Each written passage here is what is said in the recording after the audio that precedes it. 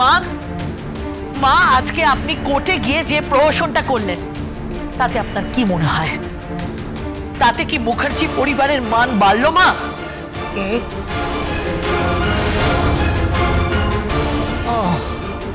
বৌমা। হ্যাঁ মা, আমি আপনার সঙ্গে কিছু কথা বলতে এসেছি। কথা বলতে এসেছো? কৈফিয়ত চাইতে এসেছো? জবাব নিতে এসেছো? ভেবে নিন, তাই ভেবে নিন। আমি আপনার পুত্রবধূ মা। আপনিও যেমন এই বাড়ির বউ, আমিও ঠিক এই বাড়িরই বউ। আপনার কোথাও মনে হলো না মা, আপনি যা করছেন তাতে এই পরিবারের মুখ পুড়তে পারে, এই পরিবারের মান সম্মান আভিজাত্যে আঘাত লাগতে পারে? আর তোমার স্বামী যেটা করেছে, তোমার বর এবারে পুত্রবধূকে টেনে হেঁচড়ে কাঠগোড়ায় তুলে তাকে যে ধরনের প্রশ্ন করেছে অত্যন্ত আপত্তিজনক, রুচিহীন। এটা আইন মা, এটা আইন, এটা আদালত। একজন উকিল এই প্রশ্নগুলো করতেই পারেন। উকিলেরা প্রশ্ন করতেই পারে, তাহলে আমার ক্ষেত্রে সেটা প্রযোজ্য নয় কেন? আমিও তো উকিল। নাকি বৃদ্ধা বলে বাড়ির এক কোণে আমাকে ফেলে রেখেছো বলে কোনোদিন চৌকাঠ পেরিয়ে আমাকে আদালত অবধি পৌঁছতে দেওয়া হয়নি বলে? বলো, উত্তর দাও। এক বৃদ্ধাকে অবহেলা করেছো তোমরা। তোমার শ্বশুর ঘুরে করেছে, তোমার স্বামী করেছে।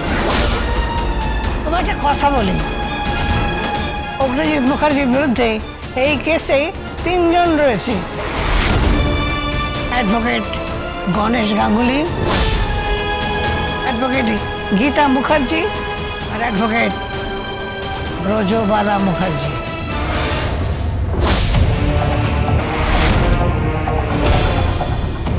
তোমার স্বামী এই কেস জিততে পারবে না। ও জিতবে মা, হ্যাঁ ও জিতবে মা। এই প্রথমবার আমি চাইছি এই কেসটায় ও জিতুক, ওর জেতা উচিত। আপনি আজকে আবার প্রমাণ করলেন যে আপনি ওর সৎ মা। আমি কল্পনাও করতে পারিনি মা যে আপনি আদালতে ওর বিরোধী বেঞ্চে বসবেন। আপনাকে আরেকটা কথা বলে যাচ্ছি মা, এর পরের দিন থেকে আপনি আর কোর্টে যাবেন না। আমি যাব কোর্টে। তুমি আমাকে হুকুম করতে পারো না, ভুলে যেও না।